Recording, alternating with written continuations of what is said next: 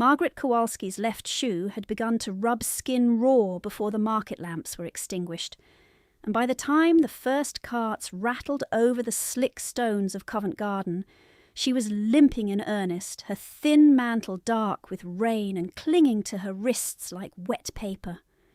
She carried 2 hat bandboxes stacked against her hip, balanced a parcel of silk gloves in the crook of her arm, and kept her head lowered while men unloading produce crates stared at her with open curiosity, then looked away as if poverty might be catching. Lady Belham Harrow walked a pace ahead under a broad umbrella, dry and immaculate in dove-grey wool trimmed with sable, her step light despite the mud. Every few yards she turned and spoke without lowering her voice. "Do not drag your feet. You move like a widow." Margaret shifted the weight of the parcels and forced her stride longer. Pain shot up through her heel.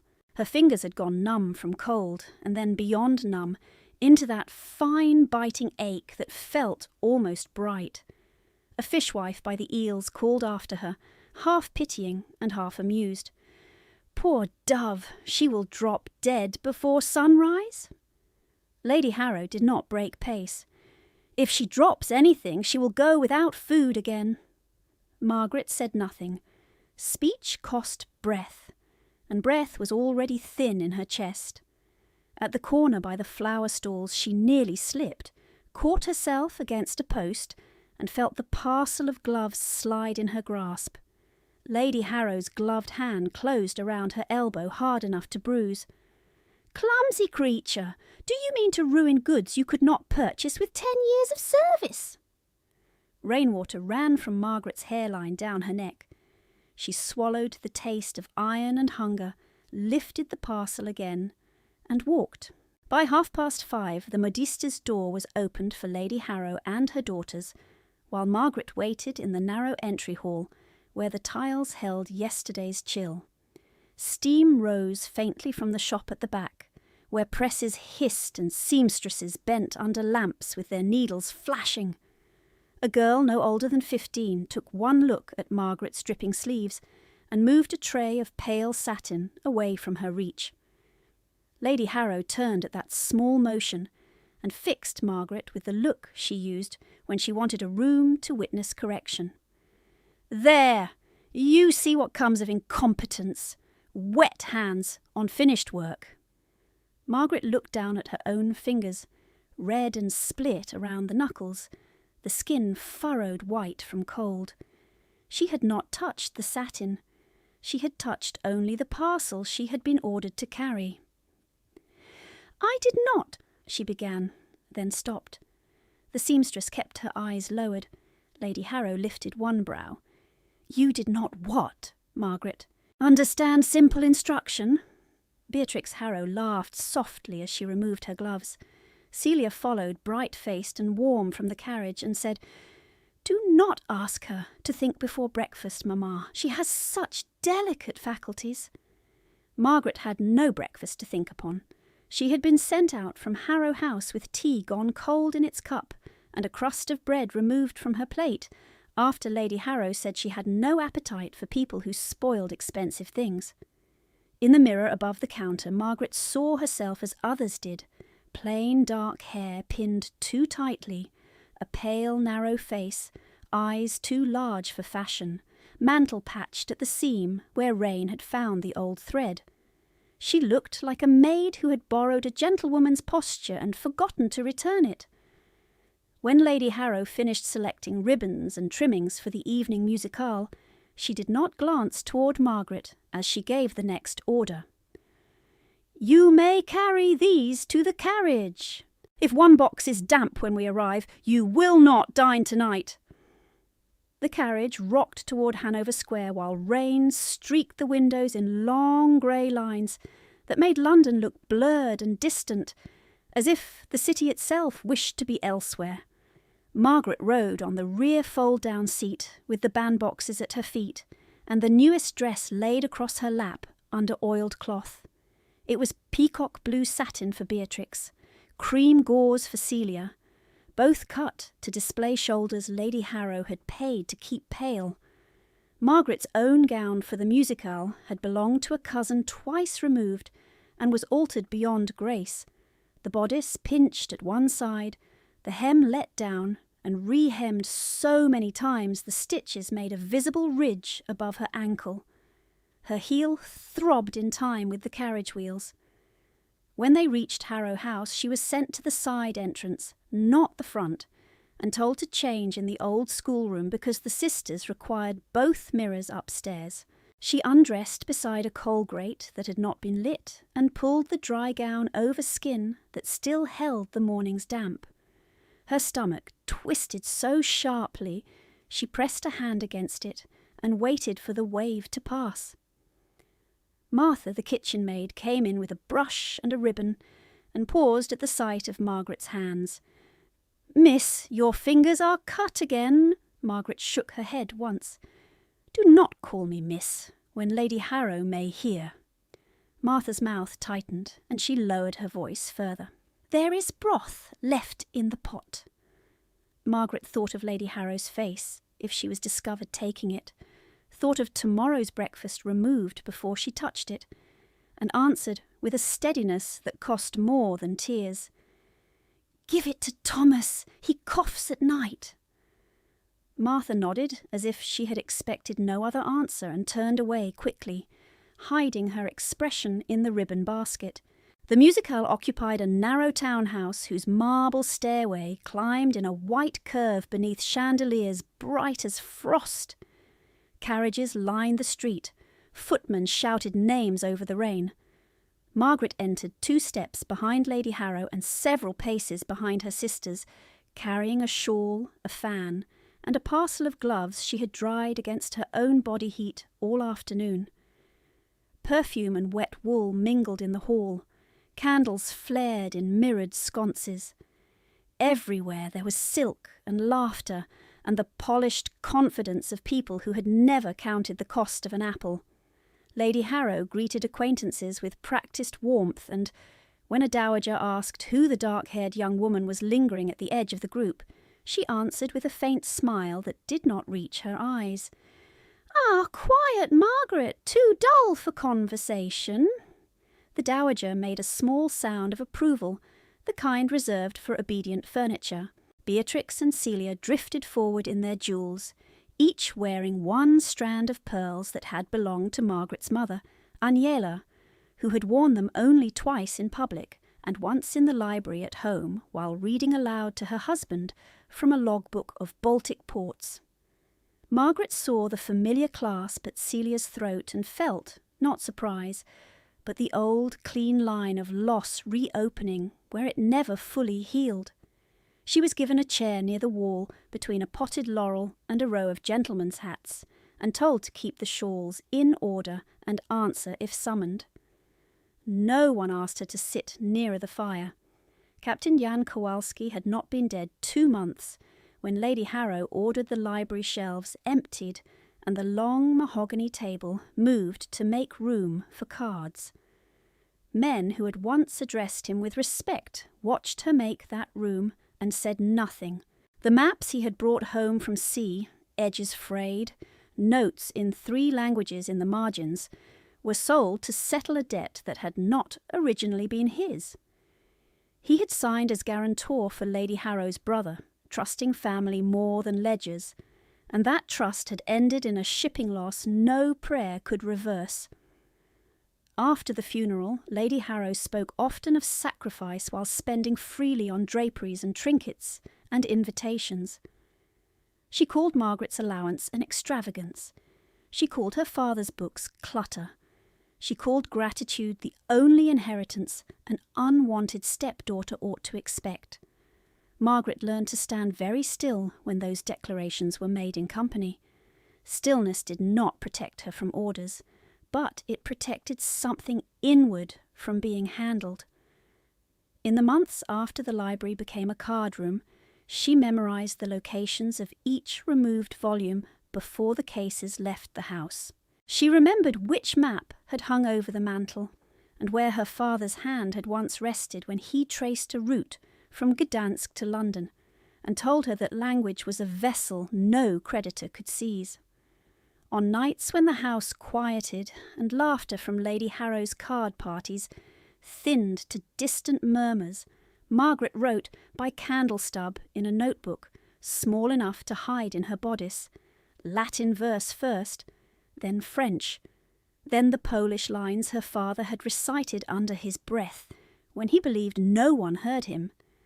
At the bottom of each page she wrote his name once, then closed the cover before wax dripped onto the binding. Now, in the overheated drawing room where violins were tuning for the first set, Margaret felt that notebook pressing against her ribs like a second heartbeat. The room glittered. Fans opened and closed in practiced rhythm. Men spoke over one another about rents and races and a new Italian tenor, as if the world had never contained hunger. Lady Harrow stood near the pianoforte with Beatrix and Celia flanking her, both daughters bright in borrowed pearls and easy laughter. Margaret kept to the wall with the shawls folded over her arm and watched rain bead on the outer panes beyond the candlelight. Her hands trembled once, then steadied. A footman passed with a tray of wine and did not offer her a glass. She had expected none. She had expected instead what always came, the slow erasure of her place in rooms that had once been hers by affection, if not by law. Yet she was not erased. She remained. She remembered. She counted every slight, every unpaid debt of mercy, every document she had copied under Lady Harrow's direction, without being permitted to ask why the names had been altered. The first violin drew a clean, bright line through the chatter. Margaret lifted her chin a fraction, fixed her gaze on nothing and everything at once, and held herself upright while the evening began.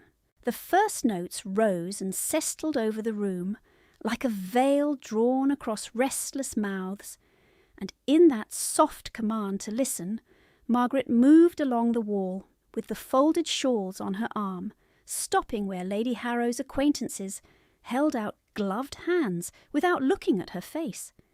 She gave each wrap back to its owner, curtsied when required, and stood again beside the laurel where heat from the crowded hearth did not reach. From there she heard Lady Harrow begin the old recital she favoured when she wished to purchase sympathy at a discount. "My poor husband was too trusting," she said to a lady in amethyst silk, one finger resting on Beatrix's sleeve as though she were indicating a costly fabric sample. "Captain Kowalski would sign any paper put before him if family asked, and my brother suffered for that same softness. We women were left to clear the wreckage." The lady made a mournful sound that cost her nothing. Celia tilted her throat so the pearl strand caught the candlelight, and Margaret watched her mother's clasp flash once, then disappear against cream gauze. The sensation was exact, as if a thin wire had been drawn under Margaret's skin, from sternum to spine. Lady Harrow continued, voice smooth as polished wood. "I have done what duty required. Roof, clothing, introductions.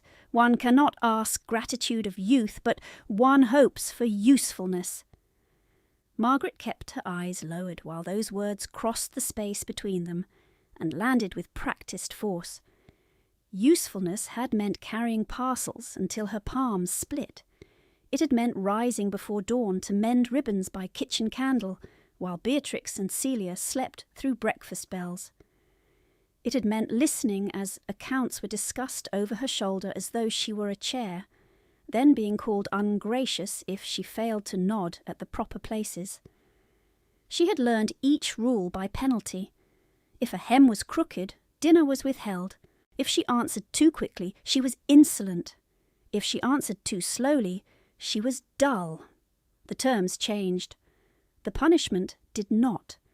A gentleman near the pianoforte asked who taught Beatrix so elegant a hand at correspondence, and Lady Harrow smiled toward her elder daughter while Margaret remembered the winter week she had copied 57 invitations for that same house party until ink stained the side of her hand black blue and her wrist locked from the angle of the quill. Beatrix had signed each with a flourish and received every compliment as her natural due. Margaret had washed the ink from her fingers in cold water at midnight, then sat on her narrow bed and opened the hidden notebook to copy 6 lines from Horace, because her father had once said precision was a form of freedom when every louder liberty had been denied. The first set ended. Applause rustled and passed. Conversation returned in a wave. Lady Harrow turned, saw Margaret standing exactly where she had been left, and gave the smallest nod, a signal to move the untouched wineglass from Celia's chair before someone noticed it had gone warm. Margaret obeyed, and as she crossed behind the row of gilt chairs she heard one man ask, in lowered amusement, "The quiet one is yours as well." Lady Harrow's reply came without pause. "A remnant. We keep her from charity out of respect for the dead." Margaret set the glass on a side table without spilling, though her hand had gone cold again. By the second Lent after Captain Kowalski's burial, Margaret understood that grief in Harrow House was measured by what could be sold, not by what could be remembered. Her mother had died years earlier of a fever that moved through the port quarter and took 3 households in 9 days. Aniela's gowns were packed while their scent still clung to the folds, and Lady Harrow said storage was practical because moths respected no sorrow. After the wedding, practical had become a creed spoken in every room where Margaret's old life was reduced to inventory. The blue salon where her mother had played evening mazurkas became Lady Harrow's receiving room in one season. The cabinet that held seashells from Riga, Copenhagen and Lisbon was emptied for card decks and counters. Her father's brass dividers, weighted and true, vanished from the desk within a week of the funeral, and when Margaret asked Thomas whether he had seen them carried out, he glanced at the door and answered only, "Miss, do not ask where things go."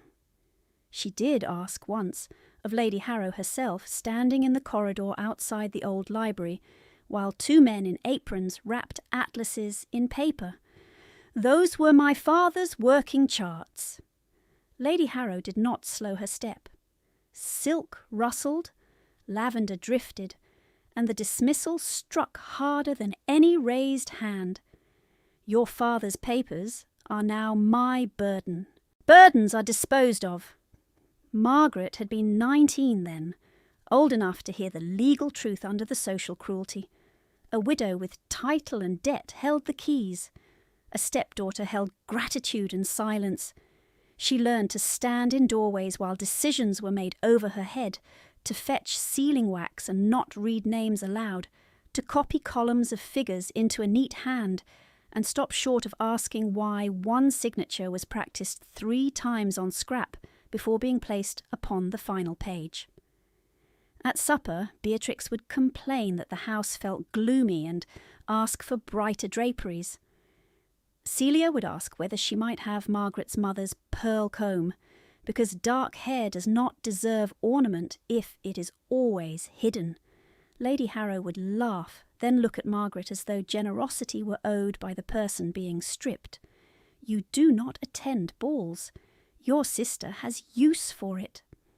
The comb went. The pearls followed in instalments, 1 clasp this season, 1 bracelet the next, each transfer dressed as household necessity. Even Margaret's books were negotiated in tones of benevolence.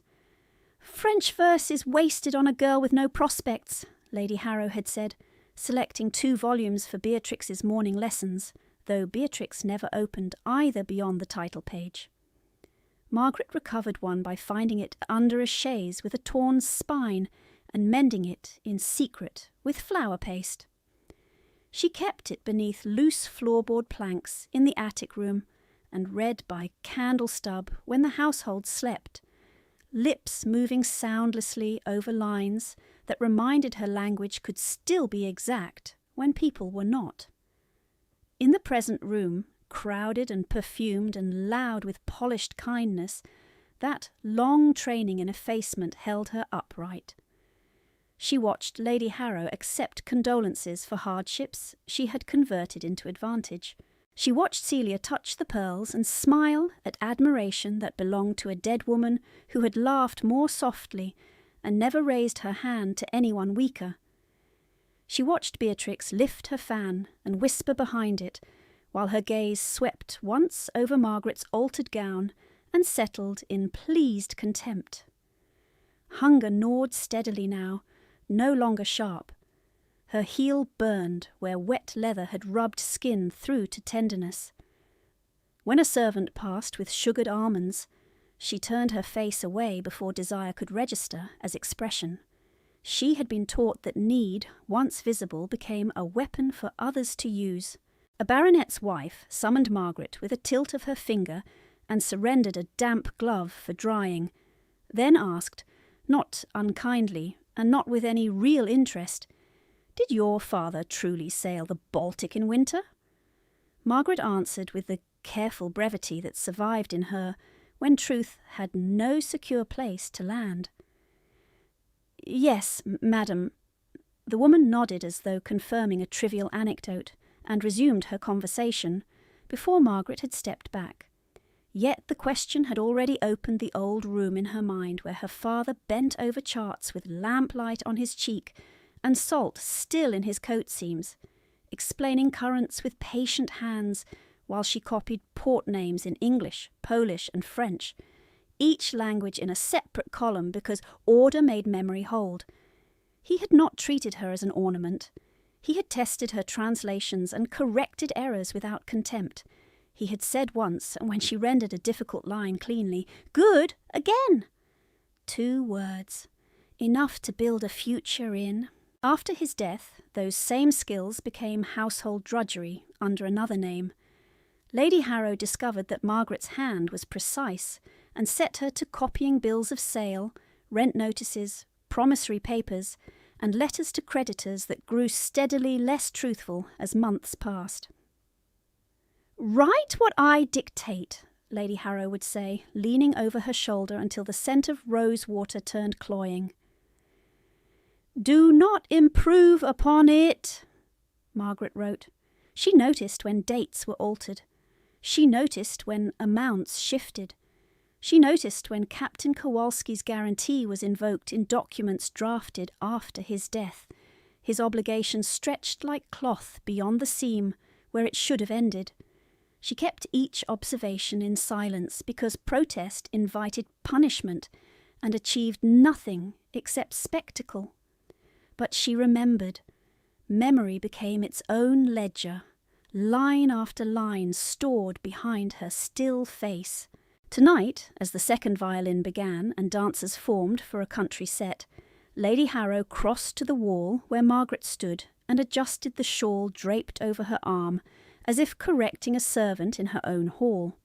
Her smile remained fixed for nearby witnesses. Her fingers pinched hard at Margaret's wrist where sleeve ended and skin began. "Stand straighter. You look half-starved, and people will think it my fault."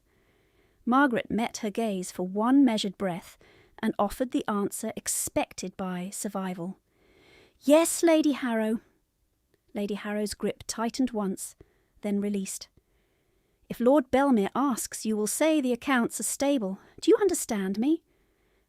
Margaret felt the hidden notebook warm against her ribs from her own body heat, the tiny weight of paper that held poems, dates, fragments, names. She kept her voice even. "I understand." Lady Harrow moved away at once, sat in whispering over marble, and greeted the next guest with unaffected delight. Margaret returned to her place by the laurel, watching reflections tremble in the dark windows while rain threaded down the glass in silver lines. Somewhere below, in the entrance hall, a carriage door slammed and a child laughed, high and brief, before the sound was swallowed by the swell of music and talk. Then another sound cut through the violins. A crack of wood, a shout, a heavy impact on marble. The room lurched toward the stair as one body. Chairs scraped. Fans snapped shut. Someone gasped, "Good God!" and someone else said, mind the train," as if satin mattered more than bone. Margaret was moving before anyone gave permission. Shawls slid from her arm. She reached the landing and saw a young violinist crumpled at the turn of the stairs, one hand trapped under him, his case split open beside scattered sheets of music.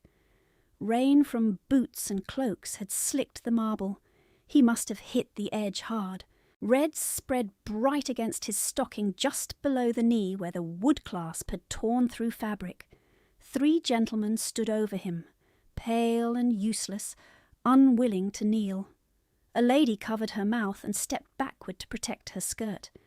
The violinist tried to rise and failed with a strangled breath. Margaret dropped to her knees in the wet. Cold soaked through her gown at once. She pulled his leg straight enough to reach the wound, pressed her palm hard above it, and felt the rush of blood slow under pressure. "Do not move," she said, and her voice came out clear enough to silence 2 people at once. He caught at her sleeve with shaking fingers. "I cannot feel my foot." "You can," she answered. "You are frightened. Look at me, not at your leg."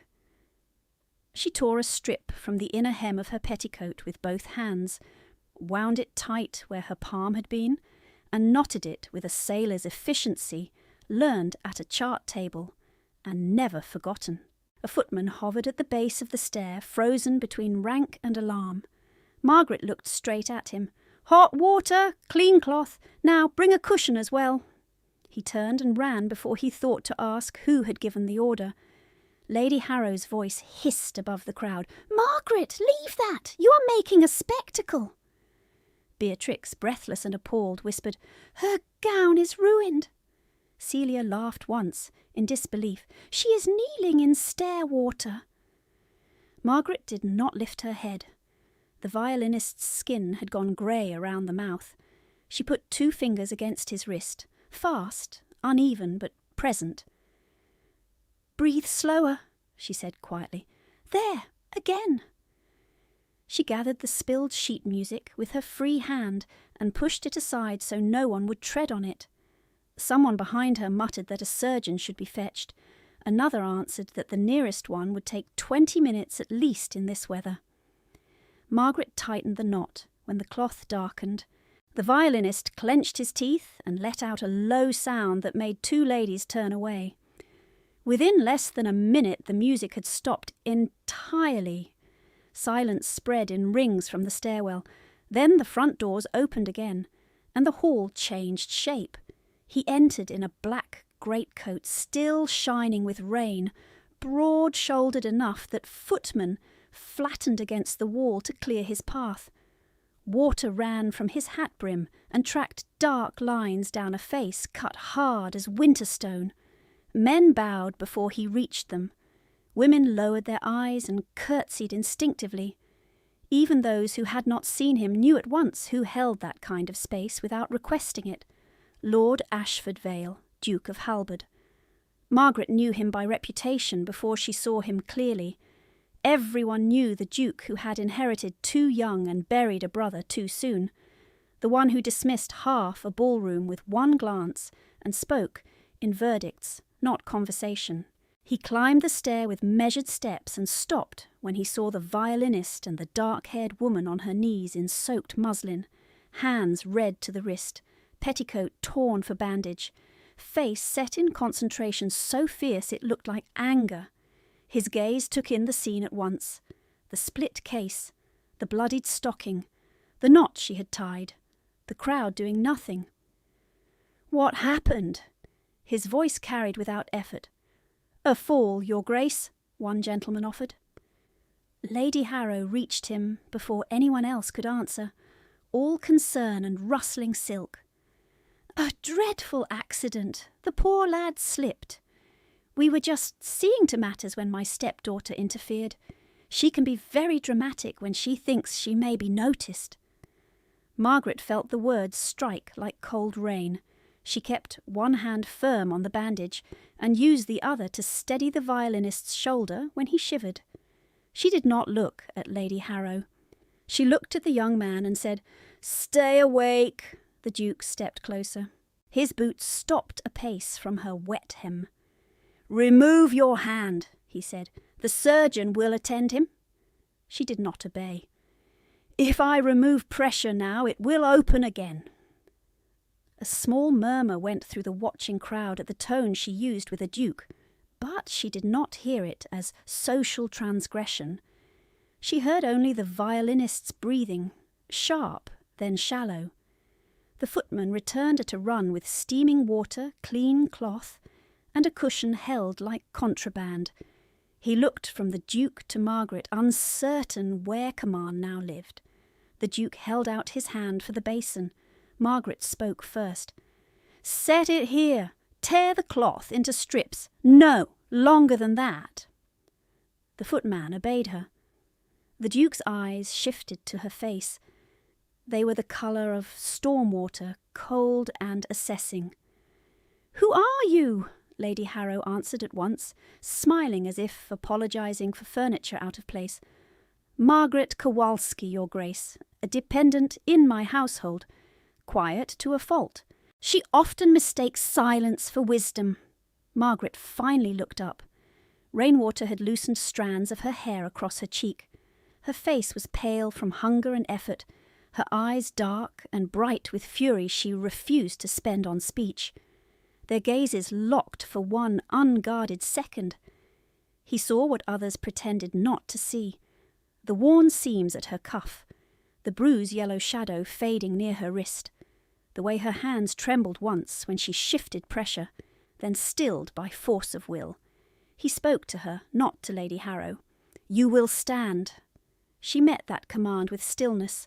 Then, in a voice low and exact, she said, The bleeding is slower. It must be packed now. No title, no apology.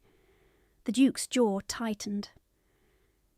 You are giving orders in a stranger's house. She is preserving your musician's leg, said an older man from the back, unexpectedly blunt. The rest of us were preserving our boots. A flush passed over two gentlemen. Lady Harrow's smile thinned. Your Grace, she oversteps everywhere. We do our best. Margaret took the clean cloth, folded it, and replaced the soaked strip with fresh pressure, efficient and calm. The violinist gripped her forearm and whispered, Do not leave. She answered without looking away from her work. I am here. The Duke crouched then, greatcoat creasing at the knee, and for the first time their faces were level. He watched the set of her hands, the knot at the cloth, the way she steadied the injured man through each breath. He could have pulled rank and ended it. He did not. Does he require a splint? He asked. Yes, she said. 2 straight boards and another bandage, then a carriage without delay. He held her gaze another heartbeat, then rose and turned to the nearest servant. Do as she says. The servant fled. Lady Harrow made a soft, incredulous sound. Ashford, surely. He cut her off without looking at her. Do not instruct me in my own decisions, Lady Harrow. Silk rustled. Silence followed. 3 minutes later, with boards from a broken music stand and linen from the footman's pantry, the leg was bound well enough for transport. Margaret tested the knot once more. The violinist's pulse had steadied under her fingers. She sat back on her heels, drenched, exhausted, her torn hem dragging in red-streaked water, and only then seemed to remember the crowd. Every eye in the stairwell was on her. Shame hit hard and hot. She rose too quickly, swayed, and caught the banister with one hand. The Duke saw the motion. Sit! I'm not unwell. The answer came out thin but steady. Sit, he repeated, and this time it was not a reprimand. It was protection disguised as command. She did not sit. She stood very straight, one hand hidden in her skirt to stop its shaking. A surgeon arrived at last, breathless and irritated, then changed expression when he saw who had tied the first compression. Well done, he muttered to no one in particular as he examined the leg. Whoever bound this prevented a greater loss. No one answered. Lady Harrow looked away. The surgeon requested immediate transfer and named Halberd House as nearest suitable destination with proper staff. The Duke gave a short nod. "My carriage waits," he signalled 2 footmen. "Lift him carefully." Then he turned back to Margaret. Up close, the cold in his expression sharpened again, as though he resented what he had witnessed and what it implied about everyone else in the room, perhaps including himself. "You handled him competently," he said, "yet competence is not character. I do not reward theatrical silence." She stared at him, rain and sweat drying on her skin in the draught from the open doors. Lady Harrow stepped in quickly, eager to seal the narrative. "Your Grace, that is precisely her difficulty. She is too quiet to be interesting." His gaze remained on Margaret as he delivered the judgment, each word clipped clean. "You are too quiet to be interesting." The line landed like a slap in a room that had already seen too much. Margaret's throat tightened once. She looked at him, fully then, pale and furious, and whatever answer rose first she swallowed. When she spoke, it was only this. "The patient will keep his leg if the bleeding stops now." Nothing more. The Duke held her eyes a moment longer, unreadable. Then he turned away and descended 2 steps to oversee the carriage transfer. Lady Harrow exhaled with satisfaction and reached for Margaret's elbow hard enough to bruise. "You will apologise," she whispered through a fixed smile. "You will thank His Grace for tolerating you." Margaret withdrew her arm without a word. At the base of the stairs, the injured violinist was lifted into the Duke's carriage, with the surgeon beside him. Rain blew in through the open doorway. The Duke paused before following, glanced once over his shoulder toward the landing where Margaret stood in her ruined gown, and spoke so all could hear. "Send that woman to Halberd House tonight. My nephew requires a temporary governess, while my household is in disarray. If she can manage pain, she can manage lessons." Lady Harrow curtsied at once. "With gratitude, Your Grace. She will be at your service." Margaret did not bow. She did not protest. She did not speak. The carriage doors shut. Hooves struck wet stone. By the time the last echo faded down the street, she had already made her decision and sealed it behind her teeth. From that hour, the Duke of Halberd would hear her voice only when necessity demanded truth. From that hour, the Duke of Halberd would hear her voice only when necessity demanded truth, and necessity arrived before she had even reached the door. Lady Harrow's grip closed around Margaret's sleeve and steered her through the thinning crowd with brisk satisfaction, as though she were delivering a parcel that had finally found a paying address. "You are fortunate beyond reason," she murmured, smiling at passing guests. "Do not ruin this with your temper. You will go where you are sent, do what you are told, and remember who secured the position." Margaret kept her face still. Wet muslin clung to her knees. Her torn hem slapped cold against her ankles with each step. At the cloakroom table, Lady Harrow took back the dry shawl and left Margaret the one already damp from the stairs. Beatrix leaned close enough for her breath to touch Margaret's ear. "Try not to bleed on ducal carpets." Celia's laugh followed her into the hall. The rain had strengthened. Carriage lamps burned in blurred halos beyond the portico. A halberd footman waited beside a dark coach, expression blank in the way of trained servants who had seen too much and judged none of it aloud. He glanced once at Margaret's soaked gown and opened the door without comment. Lady Harrow did not kiss her cheek or offer farewell. She adjusted her own glove, then gave her final instruction in a whisper sharp as a pin. "You will report every detail of that household to me when you return. Every account delay, every weakness. Do not pretend you misunderstand." Margaret met her eyes and gave no answer at all.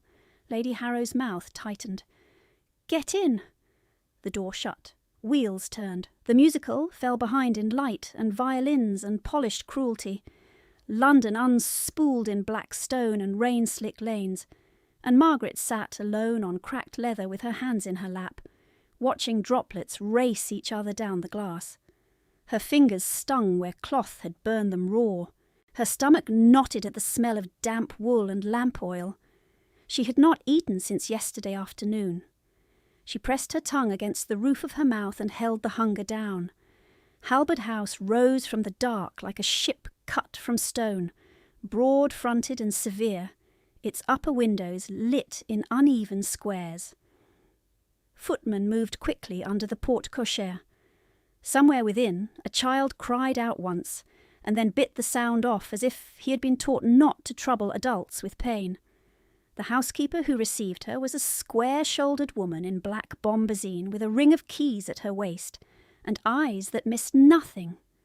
"Mrs. Davies," she said, "you are Miss Kowalski." Margaret inclined her head. Mrs. Davies took in the wet skirt, the blood staining the lower hem, the shaking she fought to conceal. "You will come straight to the nursery. You may change after the physician sees him settled." They climbed 2 flights, past portraits of men with stern mouths and women in pale satin, and entered a room full of firelight and medicinal scent. The boy from the stair lay on a narrow bed with his legs splinted and elevated, his face colourless against the pillow. Without the crush of guests around him, he looked younger, perhaps 10. His violin case, hastily repaired with cord, stood by the hearth like a wounded animal. The surgeon from the musicale looked up. "Ah, the competent one." He gestured with his chin. "He wakes frightened. He asks for the lady from the stairs." Mrs. Davies hesitated, looking toward the doorway as if rank might object. Margaret crossed to the bed before anyone could decide against it. The boy's eyes fluttered open. They found her at once.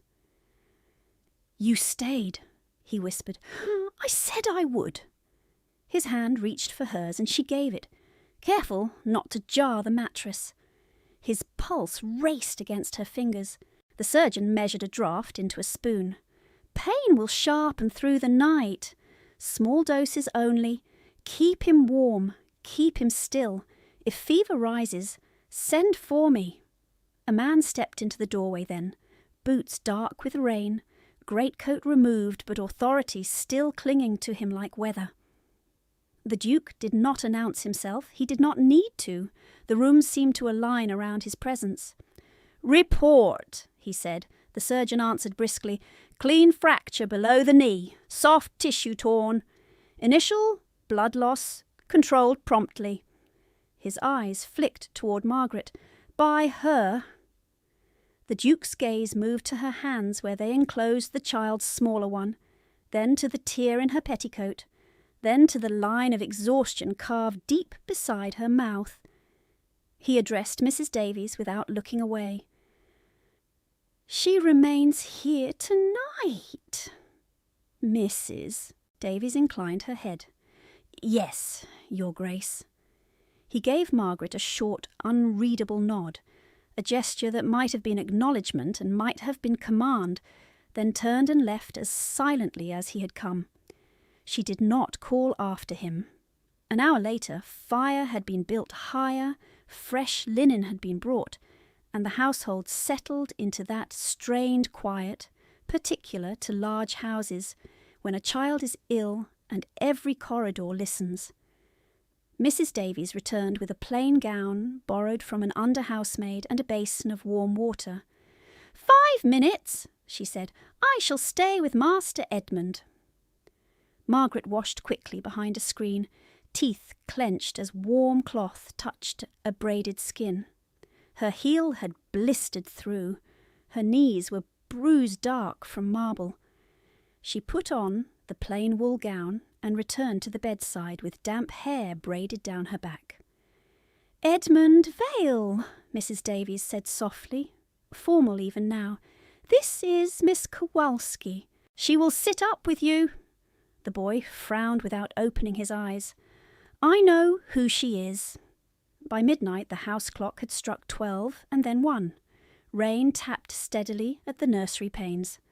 Edmund dozed in brief, uneasy pockets and woke with small gasps when pain surged. Each time Margaret steadied his shoulders, counted his breaths, and gave only as much medicine as the surgeon ordered. He swallowed obediently once, then pushed the spoon away the next time. "It tastes vile." "Yes, I hate it." "Yes." A weak shadow of a smile touched his mouth. "You are very stern." "Sleep," he tried, failed, opened his eyes again and stared at the ceiling where firelight moved in gold bands. "Uncle Ash says I must not cry." Margaret smoothed the blanket where his hands had twisted it into ropes. "You may cry. You must still keep still." His lower lip trembled. Then he mastered it with visible effort. "He does not like noise." That answer held too much history for so few words. Margaret chose truth that did not betray anyone. "He likes you alive more than he dislikes noise." Edmund considered this, then turned his face toward her hand and let his eyes close. Near 2 o'clock, the laudanum bottle ran low. Mrs. Davies checked the cabinet and frowned. "There should have been a fresh vial from Bell Street this evening. The account was delayed." She glanced toward the door, lowering her voice. "A note came through Lady Harrow's secretary this afternoon regarding household settlements and authorizations. It entangled 3 signatures that ought not require entangling." Margaret understood at once. Delay as leash, suffering as leverage. "How much remains?" she asked. 2 measured doses at most." Edmund stirred, whimpering through clenched teeth as another wave took him. The decision formed in Margaret before fear could argue with it. She opened her reticule and reached for the only thing in it of value. A silver hair comb, plain except for one tiny enamel forget-me-not at the spine. Her mother had worn it on ordinary days when no guests were expected.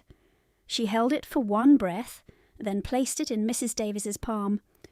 "Send a footman to Bell Street now. If they refuse credit, sell this." Mrs. Davies stared at the comb, then at Margaret. "Miss, this is not required. His Grace will settle any account by morning." "By morning he will have suffered hours that are needless." "I cannot take your property." "You can." "Necessity." The housekeeper's throat moved. She closed her fingers around the comb once, hard, as if sealing a vow. "I shall send Briggs myself." She left at once. The corridor beyond the nursery was dark, except for one lamp burning low in a wall niche. Margaret did not see the figure standing beyond its circle of light, still as carved stone, listening to the retreating steps and the words he had not been meant to hear. She returned to Edmund and sat through the next half-hour with his hand in hers and a cool cloth at his temple. His pain climbed. He bit his sleeve to stay quiet. When she tried to ease the fabric from his mouth, he shook his head violently. "Do not make sound," he whispered. "He will send me away from the music room if I make sound." She bent close so he did not need to strain. "Listen to me, Edmund. No one is sending you anywhere tonight." His eyes, bright with tears he refused to shed, searched her face for falsehood. He found none and nodded once. 3 days later the rain had not lifted, and Halberd House smelled of damp stone, broth, and tincture. Margaret learned the rhythm of the nursery clock, the angle of light on the carpet at noon, the pattern of Edmund's pain by hour and weather. She read him arithmetic by morning, French nouns by afternoon, and sea stories by evening from a battered volume Mrs. Davies found in a forgotten schoolroom cabinet. She coaxed broth into him, 1 spoon at a time when appetite failed. She changed compresses when the leg throbbed hot. She wrote medicine inventories in a narrow, exact hand and left them on the tray outside the door before dawn. She did not seek the Duke, yet she felt him at the edges of rooms. A command delivered through Mrs. Davies. The nursery fire is to be kept constant. Another through a footman. Fresh oranges for Master Edmund. A third through the valet. If the boy wakes in distress, send immediately, whatever the hour. The first night after the comb was sold, Briggs returned with the laudanum and 2 wrapped parcels of bandage linen.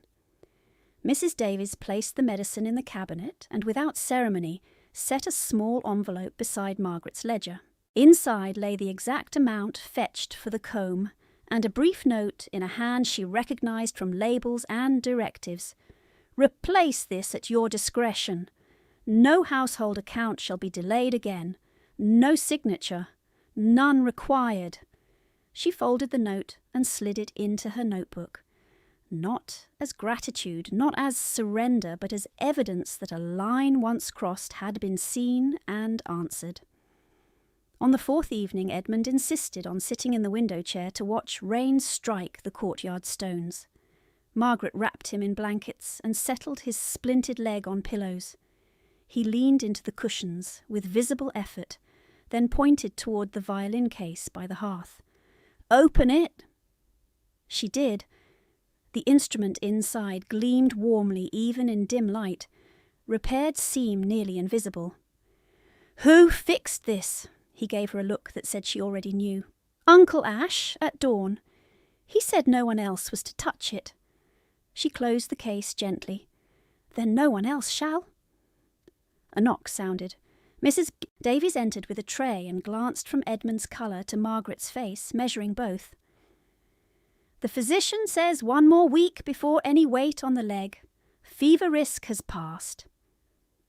Relief moved through Margaret so swiftly it nearly unsteadied her. She sat down before it showed. Edmund watched her with the blunt perception of children. "You have not slept?" "I sleep." "Not enough." Mrs. Davies set broth and bread on the table. "He is right." Margaret looked at the bread, looked away. Mrs. Davies noticed, and her mouth pressed into a line that held anger for injustices she did not name. She broke the roll in half, set one piece directly into Margaret's hand, and spoke in the tone of a woman giving orders in her own domain. "Eat while it is warm." Margaret obeyed. Butter and salt hit her tongue and nearly undid her. That same night, as the house settled, 2 visiting gentlemen were shown into the small drawing-room below the nursery. Old acquaintances come to discuss estate matters and offer advice no one had requested. Their voices carried up the stairwell when doors opened for servants with coal scuttles. "Harsh management at the musicale, Ashford. You made a scene over a dependent. A quiet one, too, they say. Decorative and harmless. Lady Harrow is useful in town. No need to offend her over a governess." Margaret paused on the landing with the medicine tray in her hands. She could have walked past unseen. She could have kept the vow and left their judgments untouched. Instead, she stepped into the doorway and set the tray on the sideboard with deliberate care. "She is useful where signatures are concerned," Margaret said, each word clipped and calm. "She is not truthful where children are concerned." 3 heads turned. The gentlemen stared as if furniture had spoken. The Duke sat by the fire, one elbow on the chair arm, expression unreadable. He did not interrupt. Margaret faced the visitors, not him. At the musicale, gentlemen stepped back to save polished boots while a child bled. His Grace gave the only order that mattered. If that offended anyone, they may keep their offence.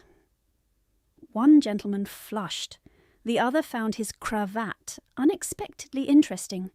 She picked up the tray again. "Excuse me." She turned and left before anyone could demand apology. Her pulse hammered in her throat. She had spoken necessity and truth, nothing more. When she reached the nursery, Edmund was half asleep and murmuring for water. She gave it, adjusted the blankets, and checked the splint straps by touch. Her hands had steadied by the time she finished. Near midnight she stepped into the corridor for fresh air and found the Duke at the far window, a dark figure against rain-streaked glass, one hand braced on the sill, as if holding himself still by force. He looked at her once. His jaw tightened where an old scar pulled faintly at the skin. "You sold your comb," he said. She did not answer. "I had the pawnbroker traced and the item returned to my steward this morning." Still, she gave him silence. His gaze dropped briefly to her raw knuckles, then rose again. "Take it back." Margaret held his eyes, offered no assent, and moved past him without a word. Inside the nursery, Mrs. Davies looked up from the chair by the fire. Margaret set down the water jug and spoke to her alone, voice low, formal, exact. "Mrs. Davies, if the comb is sent up, give it to Edmund when he plays again. Tell him it was won from pain, not purchased from pity." For the first time since she had known him, the Duke did not reply at once. Rain struck the panes in hard, steady lines. He stood motionless in the corridor lamp's weak gold, as if those words, not spoken to him, had fixed him in place more surely than any command ever had. Then he said only, "Very well." She inclined her head, turned and went back to the nursery, where the fire burned low and the child slept without crying out.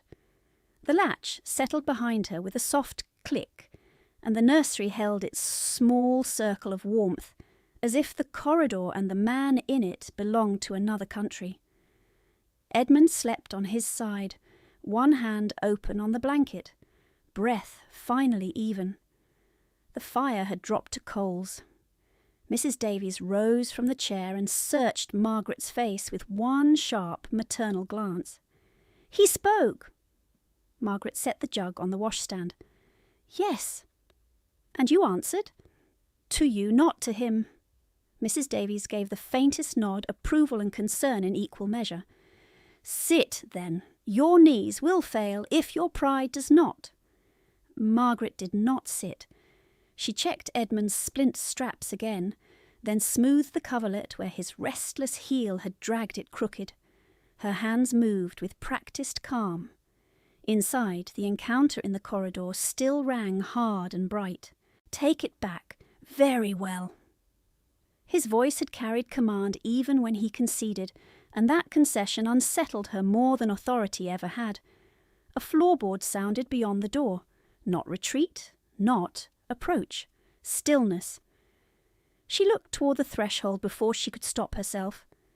The crack of light beneath the door remained unchanged, a narrow bar of gold across worn boards.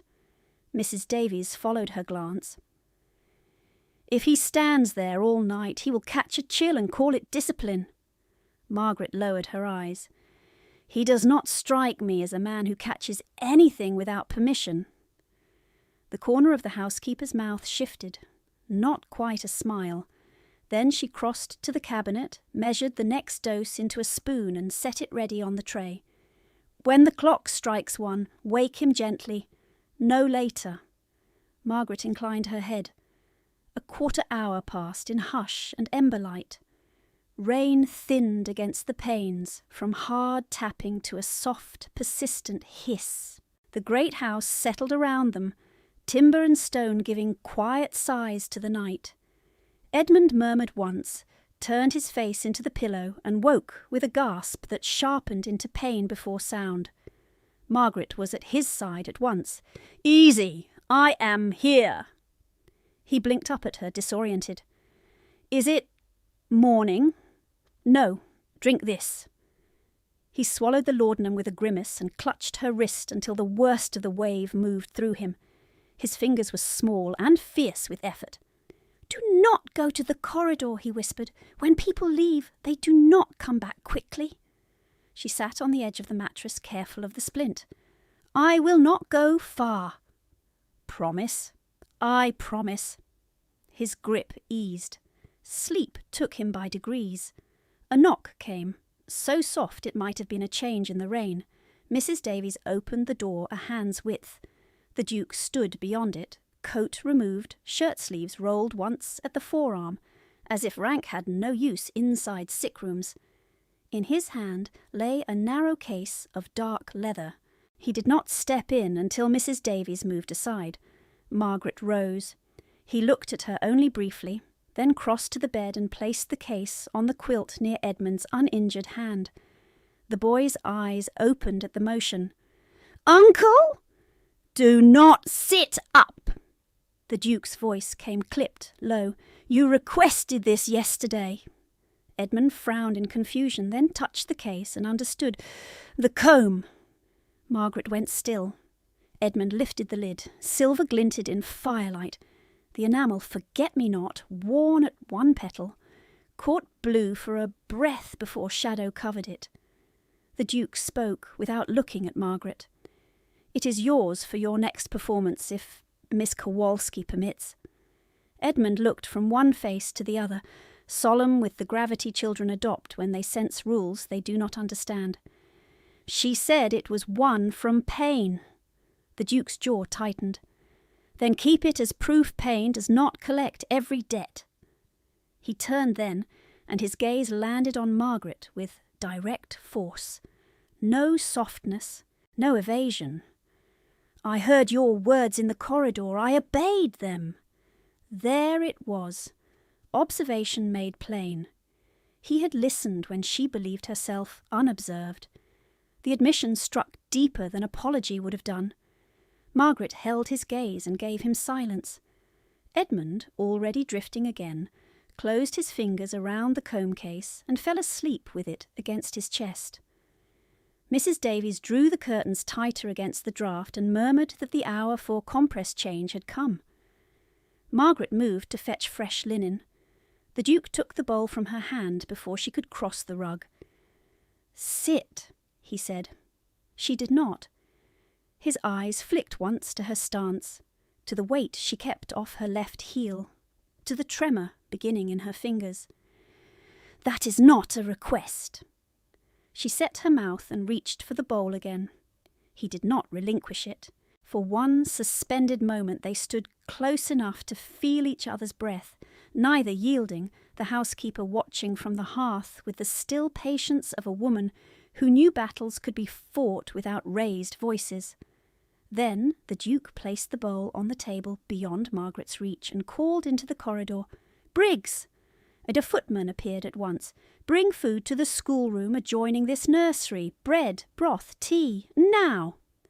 Margaret found her voice only because the order had moved beyond her body to her agency. "Your Grace, the compress, I will hold it." Silence took the room. Mrs. Davies blinked once slowly, as if verifying she had heard correctly. The Duke stripped off his signet ring and set it beside the basin with deliberate care. He rolled his sleeves another turn and looked at Margaret without any of the ballroom contempt that had first marked him. What remained was harder. "You will eat for 15 minutes. Then you will return. If you refuse, I shall send for another governess before dawn and report to Lady Harrow that you resigned from fatigue." Protection sharpened into threat because he knew which pressure points would move her. Margaret felt anger rise first. Then, beneath it, the humiliating sting of relief. She inclined her head once to Mrs. Davies, not to him, and left for the adjoining schoolroom with steps measured enough to pass for composure. The schoolroom smelled of chalk and old ink. A single lamp burned by the slate board.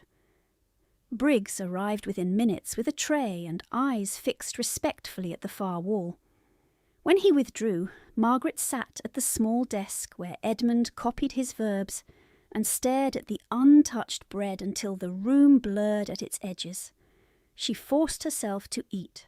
First bite, then second. Broth followed, hot and salted. Her stomach cramped at sudden kindness and then eased. She drank tea gone bitter from oversteeping and pressed her palms flat against the desk until the shaking subsided. On the other side of the communicating door, voices remained low, Mrs. Davies giving instruction, the Duke answering in single words, a child's breathing, steady now. By dawn's first grey line at the window, the rain had stopped and the house sounded newly hollow, as if storm water had carried away some invisible weight. Margaret returned to the nursery after 19 minutes. She had counted each by the schoolroom clock, because he had given 15, and she would not grant the appearance of obedience. The Duke still sat beside Edmund's bed, one broad hand resting lightly over the compress to keep pressure true while the child slept. He had not shifted the chair angle. He had not removed his hand. The basin at his feet held cloths pinked at the edges from old seepage, changed and folded with surprising precision. Rose, Davies stood by the mantel with her keys looped in both hands, watching him with an expression Margaret could not read at first. Then she understood it. Witness. The same expression the housekeeper wore when something improbable became fact. Margaret crossed to the bed. "I will relieve you." The Duke didn't move. "Your Grace." Still, he remained eyes on Edmund's face. "The pulse slowed 20 minutes ago. If pressure eases now, it will restart."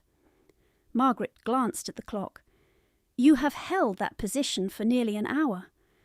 Then another quarter will not kill me." It was the first dry line she had heard from him. Not humour, not warmth, a statement of threshold. Mrs. Davies stepped forward, practical as ever. "My lord, even stone joints stiffen." His gaze cut to hers. "Am I dismissed from my own nursery?" She met it without flinching. "You are expected at breakfast with your steward in 1 hour. You may choose stiffness now or disgrace later, when your handwriting fails." A pause. Then he looked back to Margaret. "Take over!" She slipped her hand beneath his, matching pressure point for point.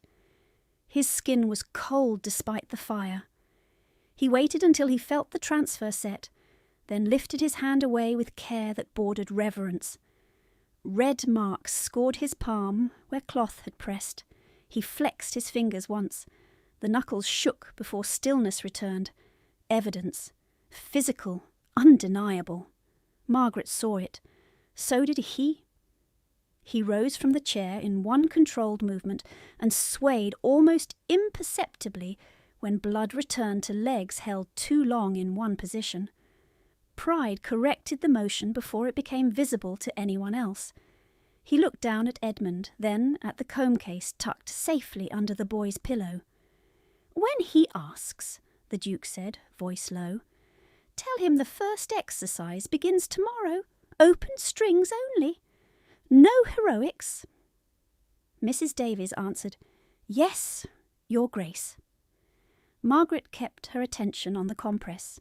She could feel his gaze settle on her profile, waiting for acknowledgement she had not promised to give.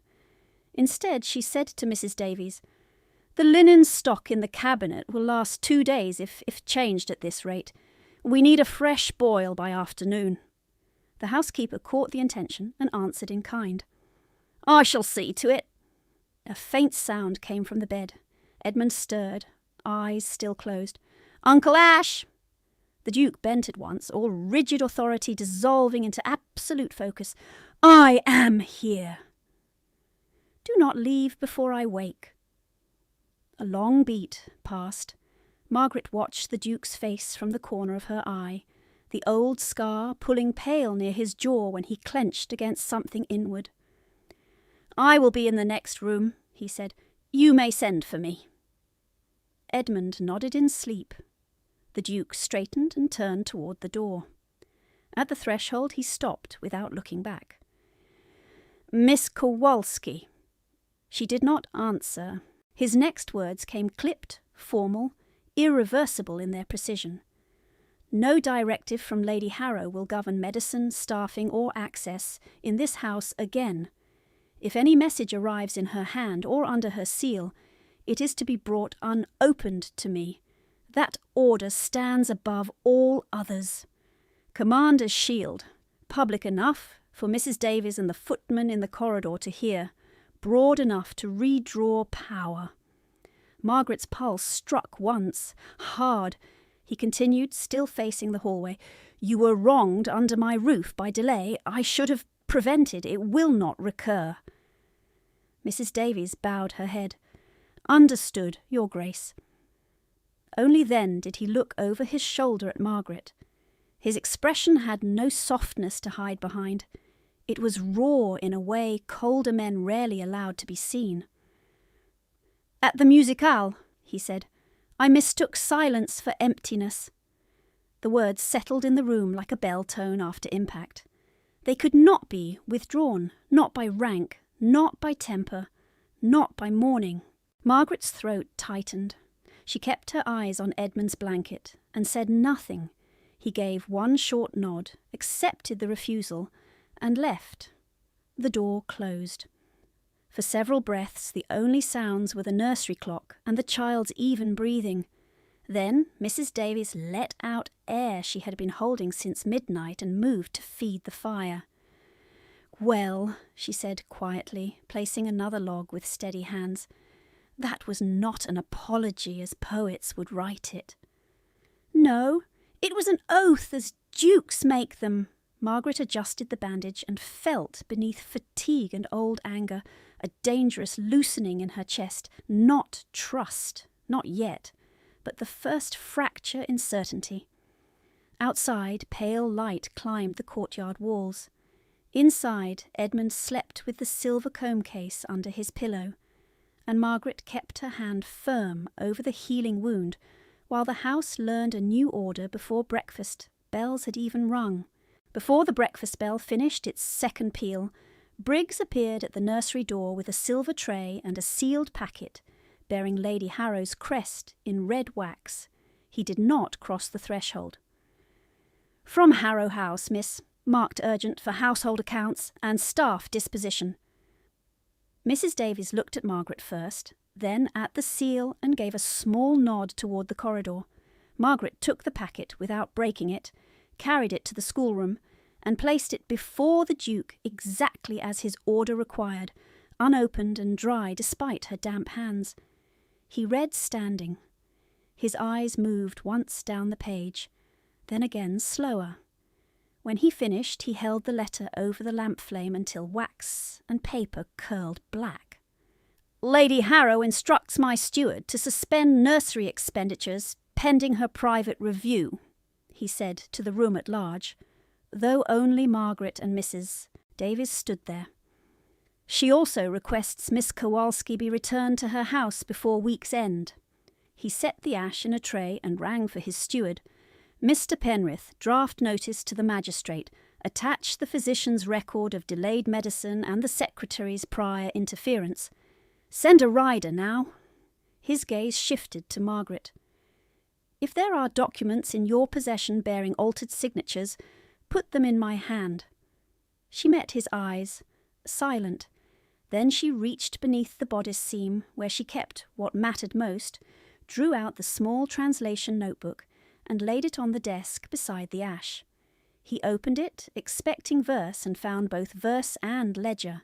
Latin lines in one column, French in another, Polish beneath. Between them, copied dates, cargo numbers, and names that did not align with the public filings. At the back were 2 folded sheets she had hidden in the cover lining years ago, debt abstracts in Lady Harrow's dictation, each carrying Captain Kowalski's guarantee after the date of his death. The Duke read to the end, jaw set hard. Mr. Penrith, he said as the steward entered, these are evidence. Lock them in the iron dispatch box. They go to the magistrate under my seal within the hour. Penrith bowed and took the notebook as if receiving sacrament. By the 4th day of clear weather, Edmund took his first open strings by the nursery fire, bow trembling and chin lifted with stubborn pride. Margaret set the silver comb case beside his music stand and opened it for him. "This is yours while you practice." He touched the enamel flower with one finger. "Will I return it?" She shook her head. "No, keep it." From the doorway the Duke watched without speaking. His mouth shifted once at the corner. Not quite a smile. Edmund drew a thin, wavering note that steadied by the second measure, and when he finished he looked first at Margaret, then at his uncle, measuring both approvals as if they were equal weight. 3 days later, snow lay in the gutters, and Halberd House filled with carriages for the winter ball already fixed on the calendar months before any of them wished for spectacle. Margaret had argued to remain upstairs with Edmund. Edmund had refused with injured dignity, and declared he would sit beside Mrs. Davies and hear at least one waltz, to prove legs are not all a violinist owns. So they descended together, Edmund on a polished cane, Margaret in plain dove wool with no jewels, except the old pearl clasp Mrs. Davies fastened at her throat in silent defiance of history. Lady Harrow entered late, wrapped in black velvet and rose-water confidence, Beatrix and Celia bright on either side. Conversation shifted as she crossed the room. She greeted the Duke with formal grace and did not look at Margaret until enough witnesses had turned to watch. Then she gave a soft laugh and touched her bodice as if startled. "My ruby clasp is gone." Her voice rose by a precise degree. "How alarming! It was secure when I entered. Guards, if you please, search the servants' corner and any person without invitation card." Her gaze settled on Margaret with surgical clarity. "Begin there." The room tightened. Edmund flinched at the word guards. Margaret stepped in front of his chair before he could rise, one hand on his shoulder to keep him still. 2 house guards hesitated, looking toward the Duke for instruction. Lady Harrow mistook hesitation for consent and lifted her hand toward Margaret's face. "You have always coveted what was never yours." The Duke moved down from the dais in 3 strides and caught Lady Harrow's wrist in the air. "Stop!" Silence fell so fast the violins died mid-phrase. He released her hand only when it dropped to her side. "She leaves this room under my protection." He turned to the gathered guests, voice carrying to the back wall. "You have all seen Miss Kowalski called dependent, dull, and ungrateful. You have not seen her medicine withheld by account fraud, nor the bruises on her wrists from correction delivered in public corridors, nor the meals denied as discipline. I have seen them. I have records." Lady Harrow's face whitened and hardened at once. "This is slander." Margaret did not look at her. She reached into her reticule, removed the folded debt papers and the notebook copy Mr. Penrith had returned for identification, and walked to the magistrate the Duke had placed near the card-room doors before the first dance. She offered both with steady hands. These were dictated under Lady Harrow's instruction over 3 years. Captain Kowalski was dead when these guarantees were extended. Her voice was calm, unused, and unmistakable. The magistrate broke the seals, scanned dates, then summoned Penrith and Lady Harrow's own former secretary, who had been waiting in an anteroom under writ. The secretary kept his eyes down and confirmed the altered dates, the redirected payments, the instructions to delay Halberd Nursery accounts through his desk. No one in the ballroom breathed loudly enough to interrupt him. The magistrate closed the packet, faced Lady Harrow, and signalled the guards. "Lady Bellam Harrow, you are charged with fraud, unlawful transfer of property, and assault. You will come with us now." Beatrix began to protest. Celia began to cry. Lady Harrow looked once at Margaret, a long bright look loaded with all the punishments she no longer had power to deliver. She revealed nothing new. She was escorted from the room between 2 officers, silk whispering over marble exactly as it had on every day she believed herself untouchable. Only after the doors shut did sound return. Edmund's fingers were digging into Margaret's sleeve. She crouched so her eyes met his. "It is done!" He nodded against fear and held her hand until the shaking passed. The Duke turned to her in the centre of the watching room.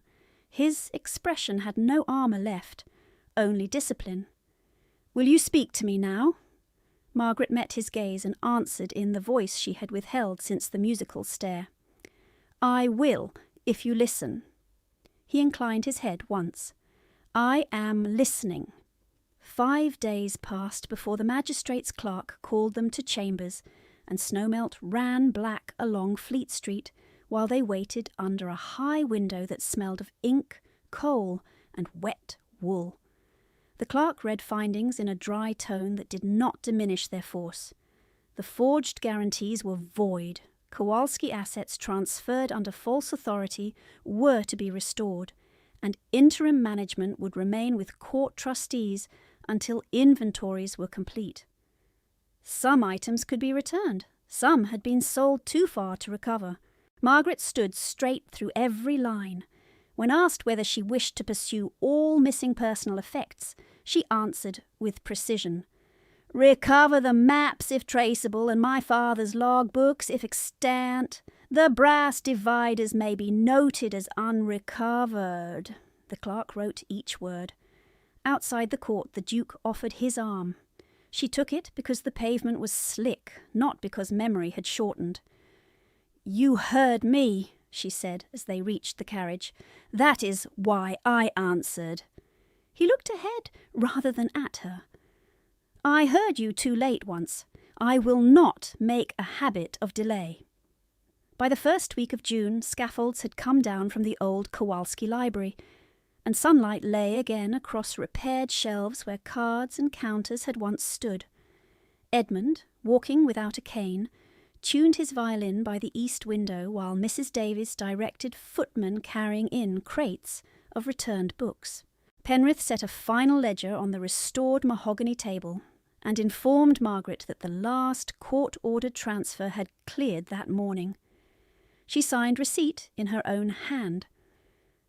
They gathered at dusk, a magistrate as witness, Mrs. Davies in her best black silk, Edmund solemn and proud, 2 servants from the old house who had stayed long enough to see justice finish its work. The Duke stood opposite Margaret beneath the map of the Baltic, finally rehung above the mantel. "Miss Kowalski," he said, formal as law and steady as oath, "I ask for the right to remain where you have allowed me to stand. I ask for your hand, with no claim except what you choose to grant." She looked at the room that had once been taken from her and was now hers by order and by endurance. "Yes," she said, and the word was clear. Edmund struck a quiet chord, as if sealing the answer in sound. Mrs. Davies turned away to hide the wet in her eyes. Later, after signatures and tea and the last witness gone, Margaret opened her notebook at the centre table. The Duke stood beside the lamp, not touching her, not interrupting. She read aloud a poem her father had taught her in 3 languages, line by line, voice steady in the room built for it. He listened to every word and did not speak until she closed the cover. "Again," he said softly. So she did,